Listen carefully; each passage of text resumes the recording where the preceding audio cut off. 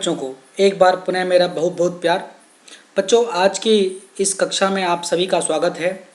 बच्चों, आज हम अध्ययन करने जा रहे हैं कक्षा 9वीं 10वीं और 12वीं के लिए उपयोगी जो विषय वस्तु है व्याकरण का अलंकार। बच्चों, आज हम अलंकार का अध्ययन करेंगे। सबसे पहले हम जान लें अलंकार होते क्या हैं। तो अलंकार जो शब्द है बच्चों, दो शब्दों से मिलकर बना हुआ है, अलम और कार। अलम मीन्स होता है आभूषण, भूषण, और कार मीन्स करने वाला। तो जिस प्रकार आभूषण से नारी का लावण्य या सुंदरता बढ़ जाती है, उसी प्रकार अलंकार से कविता की शोभा और सुंदरता बढ़ जाती है। तो देखा जाए तो मोटे तौर पर हम देखें तो शब्द और अर्थ की जिस विशेषता से कविता का श्रृंगार होता है, उसकी सुंदरता में वृद्धि होती है, वो अलंकार कहलाते हैं। अर्थात वे कारक, वे गुणधर्म जो कविता की सुंदरता बढ़ाते हैं, अलंकार कहलाते हैं। अलंकार ठीक उसी प्रकार कार्य करता है जैसा एक युवती अपने आप को सुंदर दिखाने का प्रयास करती है तो वो तरह तरह के आभूषण ग्रहण करती है। उसी प्रकार जो कविता नाम की स्त्री है, जो कविता है, काव्य है, पोएम है, उसकी सुंदरता बढ़ाने के लिए हम जिन जिन गुणधर्मों का इस्तेमाल करते हैं, वो सारे गुणधर्म अलंकार कहलाते हैं। बच्चों, जैसे इसमें आपको दिखाया है कि जो स्त्री है वो आभूषण कर रही है, पहन रही है, धारण कर रही है, तो उसका एकमात्र उद्देश्य है कि वो अपनी अच्छा दिखना चाहती है, अपनी सुंदरता में वृद्धि करना चाहती है। अब बच्चों, बात आती है कि जो अलंकार हैं वो अलंकार कितने किस्म के होते हैं। जिस प्रकार मानव जो मनुष्य की सुंदरता दो किस्म से होती है, एक उसकी फिजिकल ब्यूटी, शारीरिक सुंदरता, एक उसकी आंतरिक सुंदरता जो मन की सुंदरता है। इसी प्रकार जो कविता है, कविता के पास सुंदर बनाने के लिए हमारे साथ दो रास्ते हैं। या तो उसके हम शब्दों के माध्यम से उसमें चमत्कार उत्पन्न करें, क्योंकि कविता का जो फिजिकल ब्यूटी है वो उसके शब्द हैं, वो जो शब्द बने हुए हैं, वर्णों से मिलके बने हुए हैं, तो वो शब्द हैं। तो या तो हम शब्दों का प्रयोग इस प्रकार करें कि उसमें चमत्कार उत्पन्न हो, या फिर अर्थ का इस प्रकार उसमें प्रयोग करें कि उसमें चमत्कार उत्पन्न हो। तो जो इसी प्रकार हम देखा जाए तो कविता का जो निर्माण हो रहा है वो शब्द और अर्थ दो तरह से होता है। अतः शब्द और अर्थ दोनों तरह से हम कविता की सुंदरता को बढ़ाने का प्रयास कर सकते हैं। तो इसी तरह देखा जाए तो जो अलंकार हैं वो भी दो किस्म के होते हैं, एक शब्दालंकार और एक अर्थालंकार। जब शब्दों के माध्यम चमत्कार उत्पन्न कर रहे हैं शब्दालंकार, और अर्थ के माध्यम से कर रहे हैं अर्थालंकार। शब्दालंकार जहाँ कविता में शब्दों का प्रयोग इस विशेषता से किया जाए कि कविता में सौंदर्य और चमत्कार उत्पन्न हो जाए, तो वहाँ शब्दालंकार होता है। जैसे एक जो पंक्ति है, भुजबल भूमि भूप बिन कीन्हु, ये कक्षा 10वीं की राम लक्ष्मण परशुराम संवाद से उद्धृत पंक्ति है।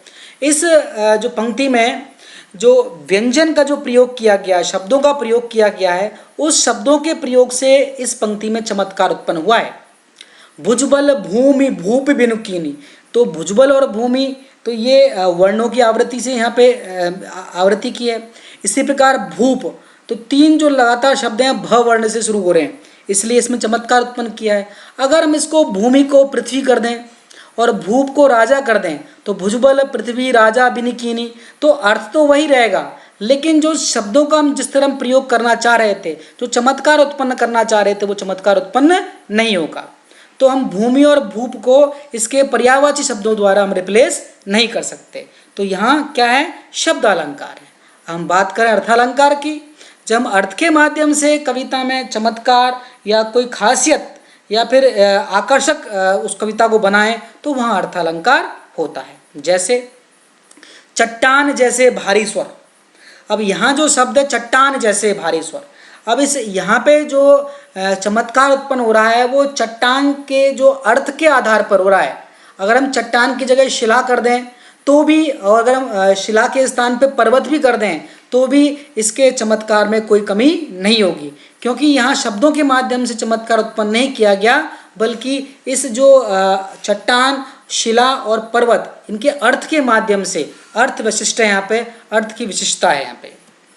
तो बच्चों, कभी कभार क्या होता है कि जिस प्रकार जो व्यक्ति की फिजिकल और इनर दोनों ब्यूटी उसकी सुंदरता बढ़ाती हैं। इसी प्रकार कई बार शब्दालंकार और अर्थालंकार दोनों के प्रयोग से हम उस कविता के सुंदरता में वृद्धि करते हैं, तो ऐसे अलंकार उभय अलंकार कहलाते हैं। ये बहुत उच्च अभी जो उच्च लेवल का विषय वस्तु जिसकी हम चर्चा नहीं करेंगे।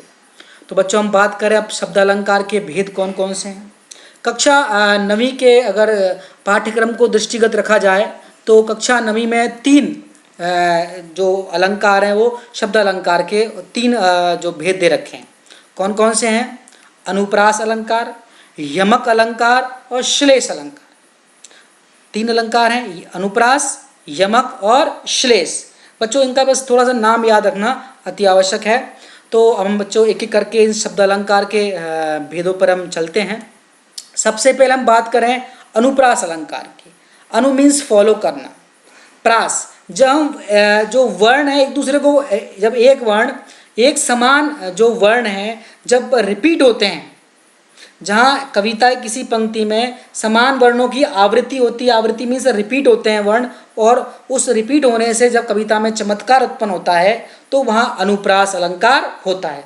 बच्चों ध्यान देने वाली बात है, यहाँ लेटर रिपीट हो रहा है, वर्ण शब्द रिपीट नहीं हो रहा। शब्द जब रिपीट होता है तो वहाँ पुनरुक्ति अलंकार, पुनरुक्ति प्रकाश अलंकार होता है। यहाँ हम बात करें अनुप्रास अलंकार की तो यहाँ वर्णों की आवृत्ति हो रही है, लेटर्स रिपीट हो रहे हैं। जैसे एग्जाम्पल हैं तरुणी, तनुजा, तट, तमाल, तरुबर, बहुछाय, त वर्ण की आवृत्ति हो रही है। चारू चंद्र की चंचल किरणें खेल रही थी जल थल में, तो यहाँ च वर्ण की आवृत्ति हो रही है। और नीचे वाले में जो जल थल में ल वर्ण की जो आवृत्ति है वो हो रही है। भगवान भक्तों की भयंकर भूरी भीति भगाइए, यहाँ भ वर्ण की आवृत्ति हो रही है। बच्चों यहाँ अनुप्रास अलंकार में एक और ध्यान देने वाली बात है कि जो अनुप्रास अलंकार में वर्णों की आवृत्ति शुरुआती वर्ण भी हो सकते हैं जो आवृत हो रहे हैं, या फिर अंतिम वर्ण भी हो सकते हैं। जैसे जल थल, तो यहाँ जो ल और ल है ये अंतिम वर्ण है, ठीक है। इनके अगर हम इसको हम थोड़ा डिटेल में जाएं तो इसके अलग अलग नाम हो जाते हैं, जैसे अंत्यानुप्रास है, छेकानुप्रास है, तो ये आगे वाला विषय है। अब हम मोटे मोटे तौर पर अभी हम इसके बारे में अध्ययन करें तो जहाँ वर्णों की आवृत्ति है वहाँ अनुप्रास अलंकार होता है। तो इसकी ट्रिक भी यही है कि रिपीटेड लेटर्स जहाँ पे आ जाए, लेटर्स नॉट वर्ड्स, तो वहाँ अनुप्रास अलंकार होता है। और बच्चों एक पंक्ति में एक से अधिक अलंकार भी हो सकते हैं। तो 9th क्लास में क्वेश्चन आता है कि निम्न पंक्तियों में अलंकार पहचानिए, तो वहाँ आपको जो अलंकार दिख रहा है उसको आपको लिखना है। मैं आपको फिर बता दूं कि एक पंक्ति में एक से अधिक अलंकार भी हो सकते हैं। बच्चों हम बात करें, एक और एग्जाम्पल लिया है मैंने आपको उसको, रघुपति राघव राजा राम, तो यहाँ पर र वर्ण की आवृत्ति से यहाँ चमत्कार उत्पन्न हुआ है। भगवान श्री राम की स्तुति है रघुपति राघव राजा राम। बच्चों हम अब लें यमक अलंकार, जो शब्द अलंकार का दूसरा भेद है यमक अलंकार। जब किसी कविता या काव्य में एक ही शब्द 2 या 2 से अधिक बार आए और हर बार उसका अर्थ अलग अलग हो तो वहाँ यमक अलंकार होता है। बच्चों शब्दों की जो आवृत्ति है वो एक और अलंकार में होती है, वो पुनरुक्ति प्रकाश अलंकार होता है। वहाँ वर्ड रिपीट होते हैं, लेकिन यमक और पुनरुक्ति प्रकाश में अलंकार में अंतर क्या है कि यमक अलंकार में शब्द रिपीट होंगे और उसके अर्थ भी अलग अलग होंगे, और पुनरुक्ति प्रकाश में शब्द रिपीट तो होंगे लेकिन उसके अर्थ अलग अलग नहीं होंगे। तो बच्चों ध्यान देने वाली बात है। तो बच्चों हम इसके एग्जाम्पल देखें। कनक कनकते 100 गुनी मादकता अधिकाय, या खाए बोराए जग या पाए बोराए। तो यहाँ कनक कनक जो शब्द है वो रिपीट हो रहा है और दोनों बार उसका अर्थ डिफरेंट है। पहली बार कनक, कनक मीन्स धतूरा, और एक होता है कनक, कनक मीन्स सोना, गोल्ड। तो कवि कहता है कि सोने में जो धतूरे से भी ज़्यादा मादकता होती है, नशा होता है, क्योंकि धतूरे को तो खाने से आदमी पागल होता है, और सोना, सोना मीन्स गोल्ड, गोल्ड को पाने मात्र से व्यक्ति पागल हो जाता है। काली घटा का घमंड घटा, घटा मीन्स बादल। तो यहाँ 2 घटा हैं, काली घटा का घमंड घटा। तो एक घटा मीन्स बादल, क्लाउड्स, और एक घटा मीन्स कम होना। 3 बेर खाती थी वह 3 बेर खाती थी। तो यहाँ बेर शब्द रिपीट हुआ है।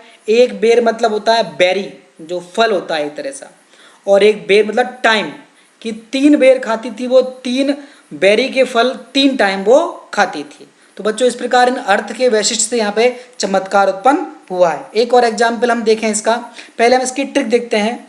तो ट्रिक मीन यमक का आप याद रखिए, यमक मीन्स होता है ट्विंस। ट्विंस मतलब जुड़वा। जुड़वा कैसे होते हैं? दोनों की शक्ल एक जैसी होती है लेकिन स्वभाव अलग अलग होता है। तो यहाँ भी यही है कि शब्द अनेक, लेकिन शब्द क्या है? एक जैसे। एक जैसे शब्द अनेक और उसके अर्थ भी अनेक। जैसा व्यवहार किनका होता है? जुड़वाओं का। शक्ल एक जैसी होती है लेकिन उनका व्यवहार अलग अलग होता है। बच्चों एक और एग्जाम्पल देखें इसका, या मुरली मुरलीधर की अधरान धरी अधरा न धरोंगी। ये कक्षा 9वीं की जो रसखान के सवैये वाला जो उसमें से लिया गया है। तो यहाँ गोपियाँ कृष्ण की जो मुरली है तो उसके बारे में कहती हैं। यहाँ जो शब्द रिपीट हुआ अधरान और अधरान, तो यहाँ अधरान एक अधरान का मतलब है होठों पर और एक अधरान मतलब होठों पर नहीं। तो शब्द रिपीट हुआ और दोनों बार उसका अर्थ डिफरेंट है। बच्चों हम बात करें अब श्लेष अलंकार की, जो शब्द अलंकार का तीसरा और अंतिम जो अलंकार है श्लेष। श्लेष में होता है चिपकना। इसका मतलब क्या है कि जहाँ शब्द तो एक बारी है लेकिन उसके अर्थ एक से अधिक होते हैं। मतलब एक शब्द से ही एक से अधिक अर्थ चिपके हुए होते हैं, वहाँ श्लेष अलंकार होता है। जैसे रही मन पानी राखिए बिन पानी सब सून, पानी गए न उबरे मोती मानुष चून। तो बच्चों आप कहोगे सर इसमें तो पानी वर्ड है वो 3 बार आया है, तो जो शब्द रिपीट हो रहा है और उसका अर्थ अगर आप रिपीट हो रहा है तो वहाँ यमक अलंकार होना चाहिए। नहीं बच्चों, इसमें जो पहली पंक्ति में जो पानी वर्ड है वो 2 बार आया है, तो दोनों बार नॉर्मल उसका अर्थ पानी ही है। लेकिन जो दूसरी पंक्ति है पानी गए न उबरे, तो यहाँ जो पानी है दूसरी पंक्ति में इसके 3 अर्थ हैं एक साथ ही। पानी गए न उबरे मोती मानुष चून। पानी जो है मोती के लिए पानी क्या है? उसकी चमक है, कांति है। मनुष्य के लिए पानी उसकी इज्जत है। और चून लाइम के लिए पानी प्योर जल है। रहीम जी कहते हैं कि पानी रखना चाहिए, पानी के बिना सब कुछ बेकार हो जाता है। जिस प्रकार बिना चमक के मोती, बिना इज्जत के मनुष्य और बिना जल के चून खराब होता है, बेकार होता है। तो यहाँ जो दूसरी पंक्ति में पानी के 3 अर्थ दिए गए हैं। दूसरा उदाहरण देखें, मधुबन की छाती को देखो सूखी कितनी इसकी कलियाँ। तो जो कलियाँ शब्द है यहाँ पे, कलियाँ के 2 अर्थ हैं। एक कलियाँ हैं जब फूल बनने से पहले जो बड़ होती है उसको हम कली बोलते हैं, तो यहाँ एक तो उसका बड़ के लिए अर्थ दिया है। और दूसरा है कि जब व्यक्ति है जब जवान होता है उससे पूर्व की जो अवस्था होती है, खासकर महिलाओं के लिए प्रयुक्त होता है कि जो कली कब है? जब वो यौवन अवस्था प्राप्त नहीं हुई है। जब वो यौवन अवस्था प्राप्त हो जाती है तो वो उसको फूल बनना हम कहते हैं साहित्य में। बच्चों इसकी ट्रिक है, जैसे यमक की थी, एक जैसे शब्द अनेक अर्थ अनेक। यहाँ है शब्द एक अर्थ अनेक, मतलब एक ही शब्द से अनेक अर्थ चिपके हुए होते हैं। बच्चों इन ट्रिक को ध्यान से देखना है, ट्रिक को याद करने वाला है, समझने वाली चीज़ है। बच्चों एक और एग्जाम्पल लिया है मैंने, सुबरन को ढूंढत फिरत कभी व्यभिचारी चोर। सुबरन, तो यहाँ बच्चों सुबरन के 3 अर्थ हैं। कवि के लिए कहते हैं कि जो कवि, व्यभिचारी और चोर वो तीनों सुबरन को खोजते हैं, उसकी तलाश करते हैं। तो कवि के लिए सुवर्ण होता है अच्छे शब्द, सुवर्ण मतलब वर्ण मीन्स लेटर, अच्छे जो कवि का रचना करता है उसके लिए अच्छे अच्छे शब्दों की तलाश करता है। व्यभिचारी होता है जो लोग कुकर्म करते हैं, जो लोग महिलाओं को छेड़ते हैं, तो वो भी क्या करते हैं? सुवर्ण मतलब गोरा वर्ण, अच्छी महिलाओं की तलाश में रहते हैं। और एक जो चोर है, चोर मीन्स होता है जो चोरी करते हैं, तो चोरी करने वाला वो क्या करता है? वो सोने वाले आइटम चुराता है। तो तीसरा जो सुवर्ण है वो सोने के लिए, गोल्ड के लिए आया है। पहला सुवर्ण अच्छे शब्दों के लिए, कवि के लिए आवश्यक है। दूसरा सुवर्ण है वो सुंदरी के लिए, वो व्यभिचारी लोग जो थे, गुंडे बदमाश लोग, उनके लिए है। और जो सुवर्ण लोग है, जो तीसरा सुवर्ण है सोना, वो चोरों के लिए आया है। बच्चों हम देखें अब अर्थालंकार, अर्थ के विशेष प्रयोग से चमत्कार उत्पन्न किए हैं, अर्थालंकार। अब इसमें कक्षा 9th में 5 अलंकार हमको दे रखे हैं।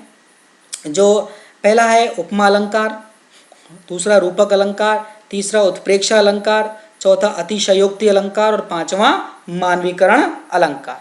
तो बच्चों एक एक कर हम देखते हैं। सबसे पहले उपमा अलंकार। उपमा अलंकार में क्या होता है कि उपमा का अर्थ है तुलना। अब तुलना में क्या हो रहा है कि जहाँ एक वस्तु या प्राणी की तुलना अत्यंत गुणों में अत्यंत समानता के कारण दूसरी वस्तु या प्राणी से की जाती है, तो वहाँ उपमा अलंकार होता है। बच्चों, इसमें एक और चीज़ सीखने वाली है कि उपमा अलंकार में 4 चीज़ें होती हैं।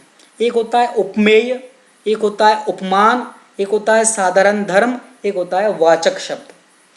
थोड़ा समझ लें इसके बारे में। उपमेय क्या होता है कि जिसकी हम तुलना कर रहे हैं, जिस वस्तु या प्राणी की हम तुलना कर रहे हैं उसे हम उपमेय बोलते हैं। और उपमान की उपमेय की तुलना जिससे की जा रही है उसे हम उपमान कह रहे हैं। जैसे जो किसी युवती का मुख चंद्रमा के समान है, तो युवती का जो मुख है जो हमारे सामने दिख रहा है वो क्या है, वो उपमेय है। और चंद्रमा के समान है, वो चंद्रमा क्या है, उपमान है। और साधारण धर्म क्या है कि जिस गुण की हम तुलना कर रहे हैं, जिस गुण की हम तुलना कर रहे हैं कि उस युवती का जो मुख है चंद्रमा के समान सुंदर है, तो तुलना किसी कर रहे हैं हम, सुंदरता की। तो सुंदरता क्या है, वहाँ पे गुण धर्म है उसका, साधारण धर्म है उसका। अब वाचक शब्द होते हैं जिसमें हम तुलनात्मक वाले जो शब्द हम प्रयोग कर रहे हैं इसमें, कि उस युवती का मुख चंद्रमा के समान सुंदर है, तो के समान जो वर्ड है वो वाचक शब्द है। बच्चों, अब इसमें क्या होता है, उपमा में किसी उपमा में चारों के चारों गुण पाए जाते हैं किसी पंक्ति में, तो वहाँ पूर्ण उपमा होती है। कहीं एक से कम, कहीं 3, जो चारों से कम भी पाए जाते हैं वहाँ भी उपमा होती है, लेकिन उसके अलग अलग नाम हैं। तो हमें नामों से हमें इतना काम नहीं है। हम ये ध्यान रखें कि एक वस्तु की तुलना दूसरी वस्तु से उसके गुणों के आधार पर की जाती है और दोनों वस्तुएं पृथक पृथक रहती हैं। जैसे नील गगन सा शांत हृदय था हो रहा, तो यहाँ नील गगन क्या है, उपमेय है। जो जो इसमें जो उपमेय है वो है हृदय, हृदय जो सामने दिख रहा है हमारा। और उपमान क्या है इसमें, नील गगन। बच्चों, गलती से मैंने आपको इसमें पहले कुछ और बता दिया था। उपमान क्या है, नील गगन। और साधारण धर्म क्या है इसका, शांत। और वाचक शब्द है सा, जिसके माध्यम से हम तुलना कर रहे हैं। नीले गगन सा हृदय था वो शांत हो रहा है। ठीक है बच्चों। उसका मुख चंद्रमा के समान सुंदर है, तो उसका मुख हमारे सामने, हम मुख की तुलना कर रहे हैं तो मुख क्या है, उपमेय है। चंद्रमा, चंद्रमा क्या है, उपमान है। सुंदर क्या है, उसका गुणधर्म है। और समान क्या है, जिस शब्द के माध्यम से हम तुलना कर रहे हैं वो वाचक शब्द है। बच्चों देखो एक और उदाहरण दिया, हाय फूल सी कोमल बच्ची हुई राखी थी डेरी।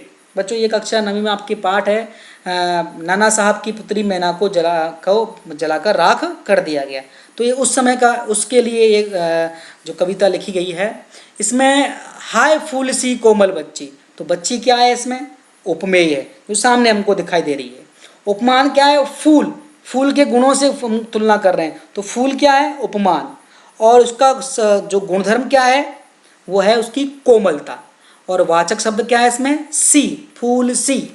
तो बच्चों देखो ये मैना को जलाया था, फूल सी कोमल ये बच्ची है और इसको क्या बना दिया गया था, राख, जलाकर नष्ट कर दिया, उसके शरीर को जला दिया था। बच्चों रूपक अलंकार हैं। बच्चों 3 अलंकार हैं, उपमा, रूपक और उत्प्रेक्षा। तीनों में एक वस्तु की तुलना दूसरी वस्तु से की जाती है। उपमा में क्या है कि गुणों में अत्यंत समानता के कारण तुलना कर रहे हैं, लेकिन दोनों वस्तुएं फिर भी अलग अलग हैं। हाय फूल सी कोमल बच्ची, फूल की कोमलता और बच्ची की कोमलता से, बच्ची की कोमलता की तुलना फूल की कोमलता से की जा रही है, लेकिन दोनों चीज़ें अलग अलग है। अब यहाँ रूपक अलंकार में क्या हो रहा है, रूपक अलंकार में गुणों की अत्यंत समानता के कारण एक वस्तु के में क्या किया है कि एक वस्तु के उपमेय में दूसरे वस्तु के उपमान को आरोपित किया गया है। मतलब दोनों वस्तुओं को समान गुणधर्म होने के कारण एक बना दिया गया है। समानता के कारण एक के उपमेय में दूसरे का उपमान आरोपित कर दिया गया, मतलब दोनों वस्तुओं को एक ही कर दिया। जैसे चरण कमल बंदो हरिराई, तो यहाँ जो चरण जो है हमारे, जो प्रभु के चरण रूपी कमल हैं उनमें वंदना कर रहा है। तो यहाँ जो चरण में तो कमल को आरोपित कर दिया गया है। चरण जो है वो उपमेय है और कमल उपमान है, कमल से तुलना कर रहे हैं। तो लेकिन दोनों को चरण रूपी कमल चरण और कमल को एक कर दिया गया कि मैं प्रभु के चरण रूपी कमलों में वंदना करता हूँ। जबकि इनमें समानता अवश्य है कि प्रभु के जो चरण हैं वो कमल के समान हैं, लेकिन यहाँ समानता नहीं दिखा रहे हैं, बल्कि क्या कर रहे हैं, चरण और कमल को एक कर दे रहे हैं। चरण रूपी कमलों में मैं वंदना करता हूँ। दूसरा, अंबर पनघट में डुबो रही। अब जो आसमान को क्या मान लिया गया, एक पनघट के समान मान लिया गया है। पनघट जानते हो, जहाँ कुएं के साइड में जो पार बंदी होती है, जहाँ हम खड़े होकर के कुएं से पानी निकालते हैं। तो अंबर पनघट, तो अंबर और पनघट को, उपमेय और उपमान को एक कर दिया गया। अंबर रूपी पनघट में डुबो रही।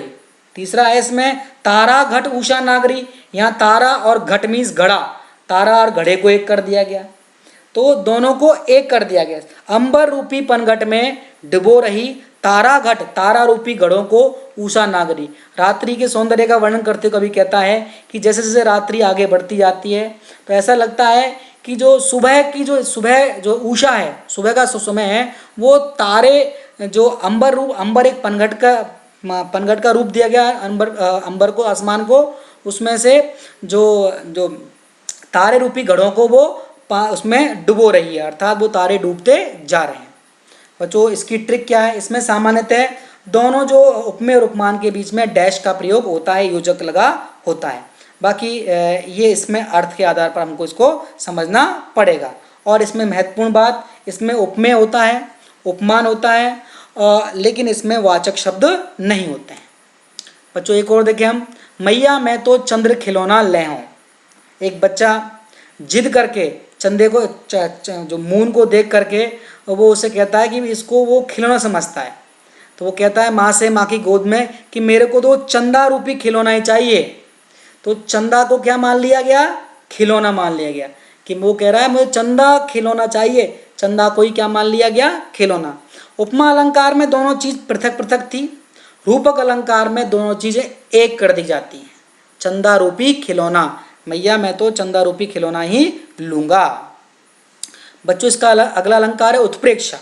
यहाँ भी तुलना है कि उपमेय और उपमान में गुणधर्म की समानता के कारण क्या कर रहे हैं कि उपमेय में उपमेय की संभावना, एक जो प्रस्तुत वस्तु में अप्रस्तुत की संभावना तलाशी जा रही है। जो सामने हमारे वस्तु है कि उसमें उनके गुणों में इतनी समानता है कि एक वस्तु में या दूसरे वस्तु के गुणों की समानता के कारण उसमें उस वस्तु की संभावना तलाश रहे हैं। तीन अलंकार है बच्चों, उपमा, रूपक और उत्प्रेक्षा। एक बार फिर बताऊँ आपको मैं, उपमा में तीनों में तुलना की जा रही है समान गुणधर्म के आधार पर। उपमा में दोनों वस्तुएं अलग अलग हैं और उसके वाचक शब्द है सी, सा, सम, सरिस, समान। जो उसके उपमा के जो वाचक शब्द हैं वो कौन कौन से हैं, वो हैं इसमें जो सी, सा, से, सम, सरिस, समान, ये इसके वाचक शब्द होते हैं। सी, सा, से, सम, सरिस, समान। और जो रूपक शब्द में, रूपक अलंकार में क्या होता है, दोनों वस्तुओं की तुलना कर रहे हैं लेकिन दोनों वस्तुओं को एक कर दिया गया, और इसमें जनरली दोनों के बीच में डैश लगा होता है।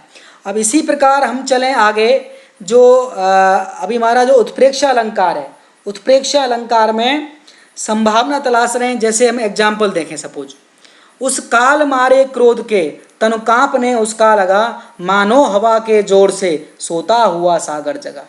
तो बच्चों यहाँ पे तो उस व्यक्ति के कांपने की जो है अवस्था है, उसमें उसकी तुलना की जा रही है कि व्यक्ति ऐसा जो है उस क्रोध के मारे ऐसा कांप रहा है मानो हवा के जोर से सोता हुआ सागर जगा, कि जब हवा तेजी से चलती है तो सागर भी उफान भरने लगता है, मानो वो नींद से जाग गया हो। इस तरह से वो कांपने लगता है, उसी प्रकार व्यक्ति कांप रहा है। तो यहाँ पे उस व्यक्ति के डर के मारे, काल के डर के मारे कांपने की जो संभावना है, उस संभावना में किसकी संभावना तलाशी जा रही है कि सोते हुए सागर की हवा के कारण जगने की संभावना तलाशी जा रही है। दूसरा देखें, सिर फट गया उसका वहीं, मानो अरुण रंग का घड़ा।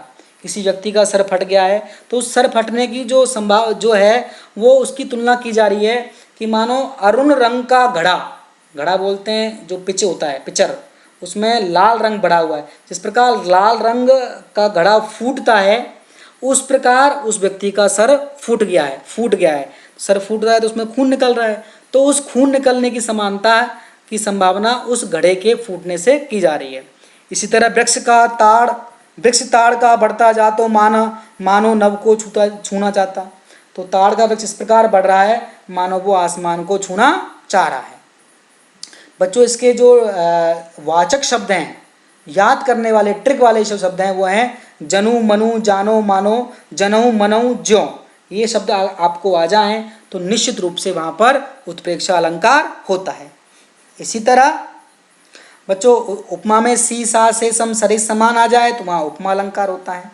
ठीक है, अब हम बात करें बच्चों एक और उदाहरण, कहती हुई उत्तरा के नेत्र जल से भर गए, हिम के कणों से पूर्ण मानो हो गए पंकज नए। तो यहाँ अभिमन्यु की जब मृत्यु होती है महाभारत काल में, उसकी पत्नी उसकी जब मृत्यु का समाचार पाती है तो वो रोती है।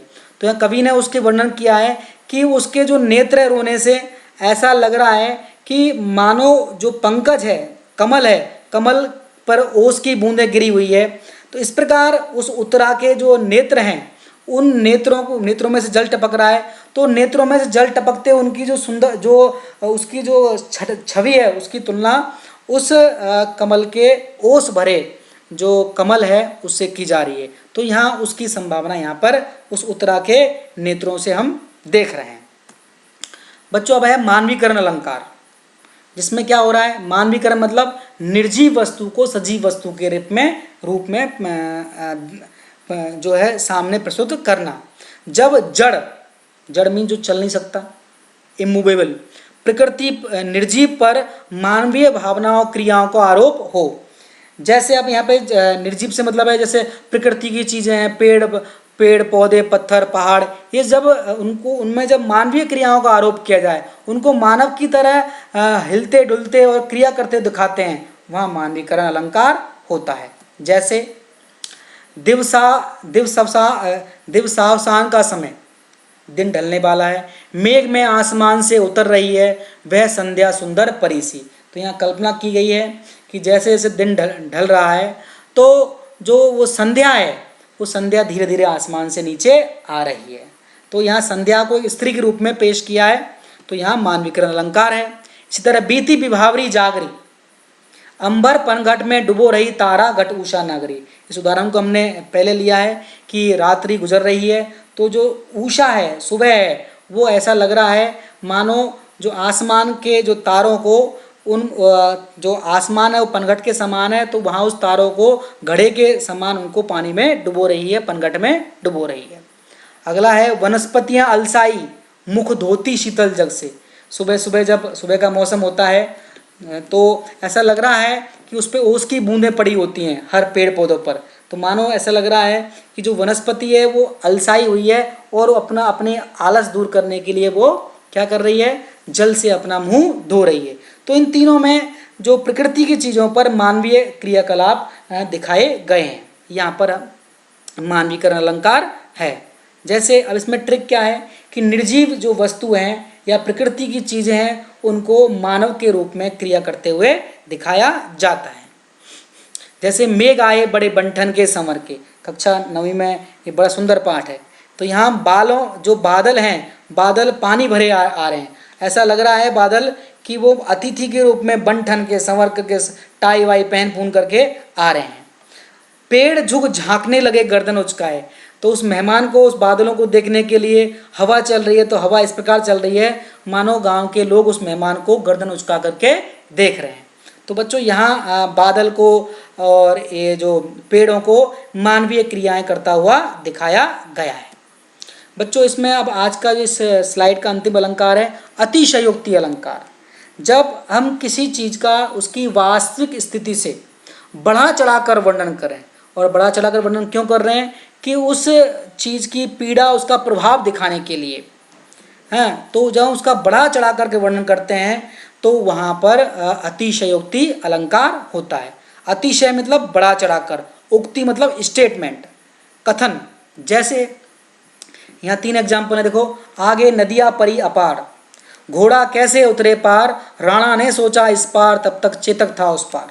चेतक तो जो महाराणा प्रताप का घोड़ा था, युद्ध करते समय उनके सामने एक ऐसा नाला आया, ऐसा पानी का जो तालाब आया जिसको पार करना मुश्किल था। तो राणा जी सोच ही रहे थे, इतने में तो वो चेतक उस पार चला गया। तो यहाँ चेतक की महानता, चेतक की फुर्ती के बारे में दिखाने के लिए कवि ने अतिशय उक्ति का सहारा लिया है। इससे ये संभव नहीं है कि राणा प्रताप जब तक घोड़े को इशारा ना करे चेतक फलांग लगा जाए, फिर भी कवि ने ऐसा दिखाया है। दूसरा, हनुमान की पूंछ में लगन ने पाई आग, लंका सिगरी जल गई, गए निशाचर भाग। इसमें दिखाया गया है कि जब हनुमान जी की पूंछ में आग लगाई गई थी रावण और उनके लोगों के द्वारा, तो उसकी पूंछ में तो आग भी नहीं लग पाई, इतने में हनुमान जी ने पूरी लंका में आग लगा दी। तो यहाँ हनुमान जी की फुर्ती के बारे में, उसकी जो चपलता के बारे में दर्शाने के लिए कवि ने ऐसा कहा है, जबकि ऐसा संभव नहीं है कि उसकी पूंछ में आग भी ना लगे और लंका पूरी जल जाए। ऐसे देख लो साकेत नगरी है यही, स्वर्ग से मिलने गगन को जा रही, कि जो किसी नगर के जो भवन इतने ऊंचे ऊंचे हैं, ऐसा लग रहा है कि नगर स्वर्ग से मिलने कहाँ जा रहा है, आसमान में जा रहा है। तो यहाँ जो उस नगर के ऊंचे ऊंचे भवनों की ऊंचाई और भव्यता दिखाने के लिए कवि ने इस प्रकार का प्रयोग, इस प्रकार बढ़ा चढ़ा करके वर्णन किया है। इसका जो ट्रिक है वो क्या है कि लगातार झूठ बोली जाती है, मतलब ऐसा लगता है हमको कि सफ़ेद झूठ है। स्थिति को इतना बड़ा चढ़ा कर दिखाया जाता है कि हमको वो झूठ सा लगता हुआ प्रतीत होता है। बच्चों इसमें देखो एक और है, कक्षा 8वीं में पाठ था ये, देख सुदामा की दीन दशा, करुणा करके करुणानिधि रोए, पानी परात को हाथ छुयो नहीं, नैनन के जल सौ पग धोए। भगवान कृष्ण जब अपने मित्र सुदामा से मिलते हैं, सुदामा दीन दशा में है, गरीबी की बिल्कुल दरिद्र बना हुआ है, तो जब उससे अपने सुदामा को अपना मित्र मानते हैं, तो मिलते हैं उससे, तो उसकी हालत देख करके तो क्या, देख कि सुदामा की दीन दशा, भगवान श्री कृष्ण जब सुदामा की गरीबी की हालत देखते हैं तो वो करुणानिधि दया के सागर खुद रोने लग जाते हैं।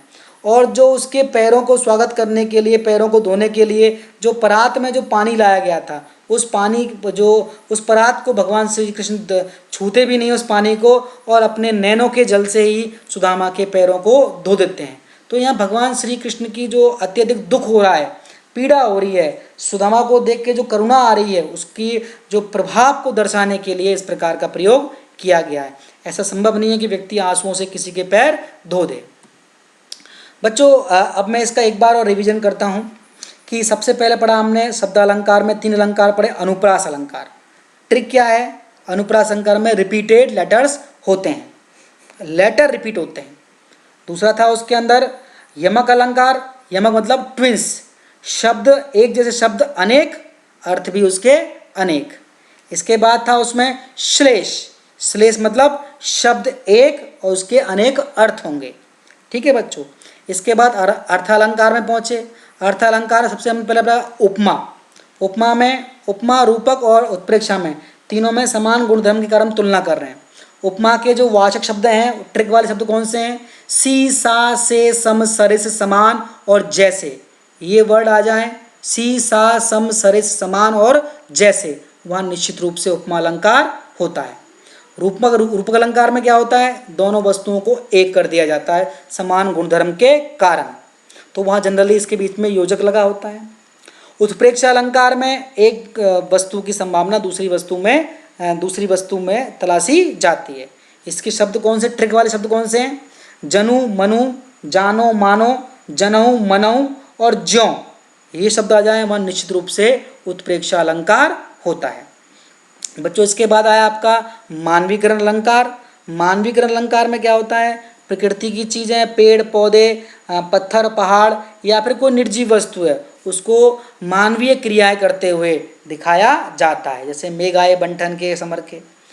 इसके बाद लास्ट था हमारा अतिशयोक्ति अलंकार, जिसमें किसी चीज़ की प्रभाव को दिखाने के लिए उसका बढ़ा चढ़ा करके वर्णन हम करते हैं, तो उसको हम अतिशयोक्ति अलंकार कहते हैं। बच्चों अब मैंने इसमें कुछ एग्जाम्पल लिए हैं जो अभ्यास के लिए। अब हमको इसमें अलंकार पहचानने हैं, जैसे निर्मल तेरा नीर, अमृत के सम उत्तम है, तो सम आ गया वर्ड, तो कौन सा अलंकार है यहाँ पे, ये उपमा अलंकार है। सीसा से सम सरिस समान, तो यहाँ उपमा अलंकार है। चमक गई चपला चमचम, च वर्ण की आवृत्ति है, तो यहाँ कौन सा अलंकार है, यहाँ अनुप्रास अलंकार है। बच्चों यहाँ पे चमचम वो वर्ड है, तो वर्ड रिपीट जरूर हो रहा है लेकिन उसका अर्थ रिपीट नहीं हो रहा, तो यहाँ एक अलंकार और इसको बताया आपको मैंने पहले भी, क्या है, पुनरुक्ति प्रकाश अलंकार। अनुप्रास अलंकार में लेटर रिपीट होते हैं और पुनरुक्ति प्रकाश में वर्ड रिपीट होते हैं लेकिन अर्थ नहीं बदलता। यमक अलंकार में वर्ड रिपीट होंगे लेकिन अर्थ बदलेगा। इसके बाद है विज्ञान यान पर चढ़ी सभ्यता डूबने जाती। विज्ञान रूपी यान पर, तो यहाँ विज्ञान और यान को एक कर दिया गया, तो यहाँ रूपक अलंकार है। हनुमान की पूंछ में, यह भी हमने पढ़ा, यहाँ अतिशयोक्ति अलंकार है, स्थिति को बड़ा चढ़ाकर दिखाया गया है। सिर फट गया उसका वहीं, तो यहाँ हमने ये भी पढ़ा हमने कि लाल रंग के घड़े के फूटने की संभावना उस सिर के फूटने में दिखाई गई है, तो यहाँ उत्प्रेक्षा अलंकार है। मानो आ गया, जनु मनु जानो मानो जनऊ मनु, तो वहाँ उत्प्रेक्षा अलंकार हो गया। पीपर पात सरिस मन डोला, तो पीपर पात में कौन सा अलंकार है? प वर्ण की आवृत्ति है, तो वहाँ अनुप्रास अलंकार है। और यहाँ सरिस आया वर्ड, तो इसका मतलब यहाँ पे उपमा अलंकार भी है। बच्चों बताया आपको मैंने, एक पंक्ति में एक से अधिक अलंकार भी हो सकते हैं। वन शारदी चंद्रिका चादर ओढ़े, वन रूपी शारदा चंद्रिका रूपी चादर, तो यहाँ रूपक अलंकार तो है ही, और चंद्रिका और चादर में अनुप्रास अलंकार है। यहाँ दोनों जगह रूपक अलंकार है। यहाँ वन और शारदा को एक कर दिया गया, चंद्रिका और चादर को एक कर दिया गया है, और च वर्ण की आवृत्ति से यहाँ पर अनुप्रास अलंकार भी है। जहाँ कली तू खिली स्नेह से हिली पली, तो यहाँ ल वर्ण की आवृत्ति हो रही है यहाँ पे पीछे वाले, यहाँ भी अनुप्रास अलंकार है। कहे कभी बैनी बैनी ब्याल की चुराई लीनी, तो यहाँ बैनी बैनी जो वर्ड रिपीट हो रहा है, तो यहाँ वर्ड रिपीट हो रहे हैं और इसका अर्थ भी अलग अलग है। कहे कभी बैनी, तो यहाँ एक कभी बैनी के लिए आया है और दूसरा बैनी वो सर्प के लिए आया है, तो यहाँ पर अर्थ भी अलग अलग हैं, तो यहाँ यमक अलंकार का प्रयोग है। धूल भागी घाघरा उठाए, धूल को प्रकृति की चीज़ को मानवीय रूप दिया गया है, मानवीय क्रियाकलाप दर्शाया गया है, तो यहाँ पर मानवीकरण अलंकार है। बच्चों उम्मीद है आपको ये वीडियो पसंद आएगा, जिससे आपके अलंकार संबंधी समस्याएं, आपके जो डाउट्स हैं वो दूर होंगे। बच्चों ये वीडियो कैसा लगा कमेंट बॉक्स में लिखकर ज़रूर मेरे को बताइएगा। इस वीडियो को देखने के लिए बच्चों आपका बहुत बहुत धन्यवाद, बहुत बहुत